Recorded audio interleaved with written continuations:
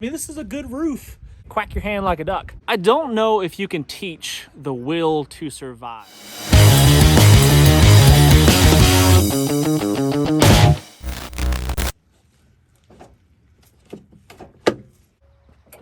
Sticky latch. There we go.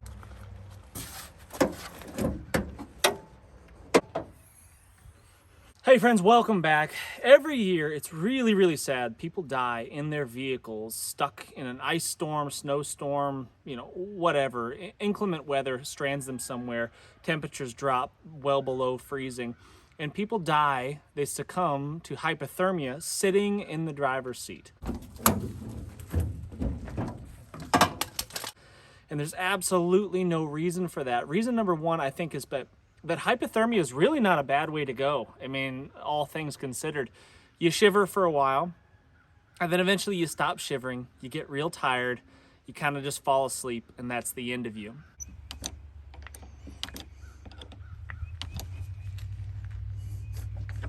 You need to understand the signs and symptoms to look for so you can avoid getting that far gone.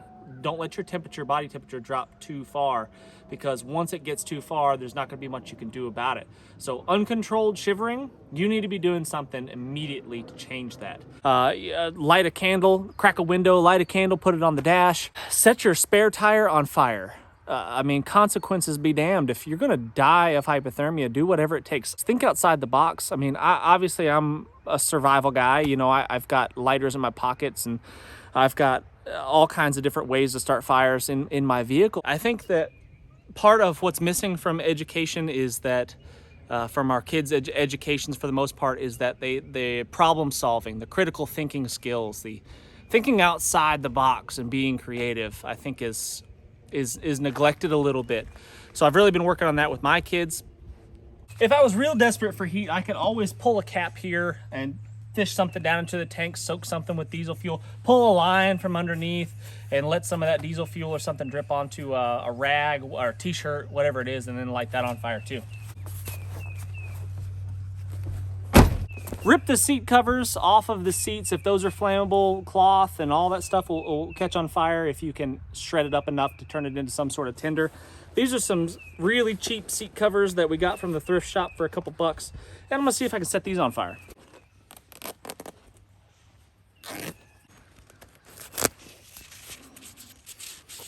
Something that I'm not sure about is whether or not the survival instinct can be taught or not. Can you teach somebody the will to get up out of that driver's seat and do something about saving their own lives? I don't know. I don't know if that's possible or not. You can teach people all the skills, all the knowledge, teach them all the tricks and hacks and all that kind of stuff, but can you teach them what it really matters? And that's what's up here. Can you teach them that drive to keep on going when it gets really tough?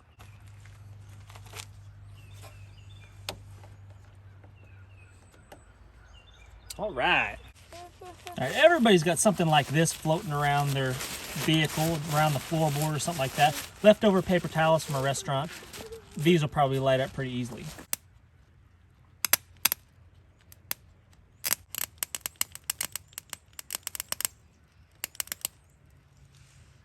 There we go.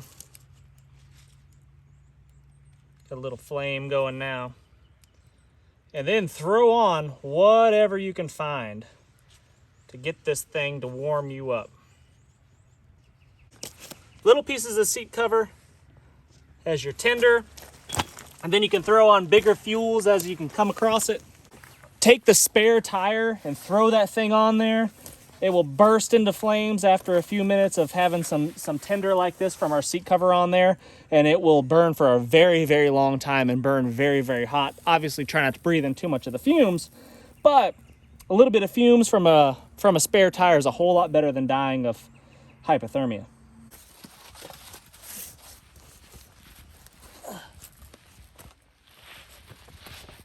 Crawling underneath the vehicle is actually this is a good roof. This will keep you protected from rainfall. You're not going to get wet laying directly underneath the vehicle. So let's say you're in more of an urban environment, you're on foot, You're moving your way through cars, broke down vehicles in the post-apocalyptic setting that we're thinking about here. Crawling your way, and this is also an inconspicuous place to camp out. You could crawl underneath a car and people will be walking by you all day long and never notice you're there, and you could stay out of the elements. Having something to lay on is a good idea because eventually it rains hard enough, the ground is going to get wet and you're going to be laying in a puddle of water. But if you have something to lay on, you can catch some rest underneath the vehicle all day long, all night long, and stay dry. Got an oil leak. What are you gonna do? A lot of people say that during a snowstorm, whatever it is, that you should always stay in your vehicle. Okay, always is a dangerous word because situations change and variables change, and a tiny small variable can mean the difference between you living or dying. So sometimes staying in your vehicle is the best choice. Sometimes getting out of the vehicle and starting a giant fire or walking to safety, which is not very far away, is the best option. If it's really, really cold temperatures, if it's drastically cold temperatures, and let's say your vehicle ran out of gas, the heater is no longer working, staying in your vehicle could be a really dangerous thing if you're talking about sub-zero temperatures.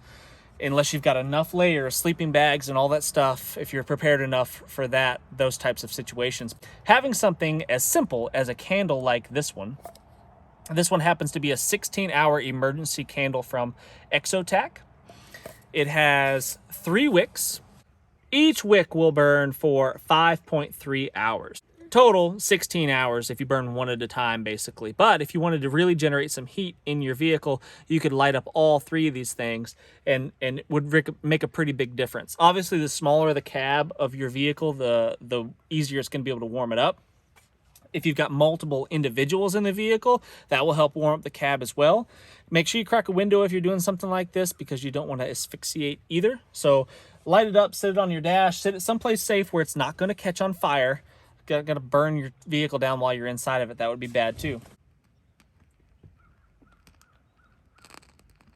So I could set this thing someplace safe on my dash.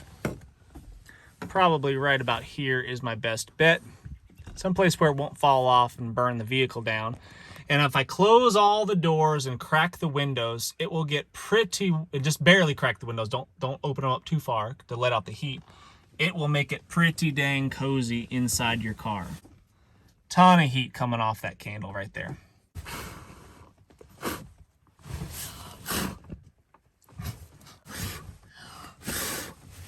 And now, like I was saying before, sometimes getting out of the vehicle, perhaps setting up some sort of impromptu shelter and starting yourself a giant fire outside of the vehicle might be the better option. It just depends. Now, I know for a fact that you're not going to bushcraft your way into a shelter that's better than your vehicle. This is rain tight, wind tight, and it's going to keep you protected from the elements. So if you're talking about freezing rain, ice and snow and all that stuff, probably the best situation is going to be able to stay in your vehicle and try to stay as warm as you possibly can. And don't forget the simple solution of just getting out of your vehicle every now and then if you start to get too cold, and just do an exercise, physical activity. Get out of your truck and do 100 jumping jacks and you will be warm. I guarantee it.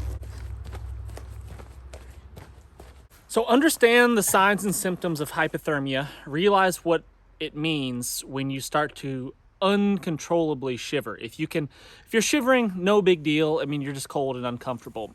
But if you start to get to the point where you're really shivering and you can't stop it, you can't manually stop the shivering from happening, that's a problem. Get off of my road. Get out of Another test that I've done to test for hypothermia is just your level of dexterity. So it's really easy to open and close your hand right now. But once you get really, really cold, it'll start to be like this. I've been so cold before that I could hardly even open and close my hand. It was so slow and just you had to really focus on it. So if you can't do this, you can't quack your hand like a duck. That means you're getting a little bit too cold and you need to do something about it. All right, guys, thanks so much for watching. I really do appreciate it. Make sure you're hitting the thumbs up, subscribing if you haven't done so already. Ask lots of questions, leave lots of comments. That would be great. And I'll see you on the next one. You're so weird.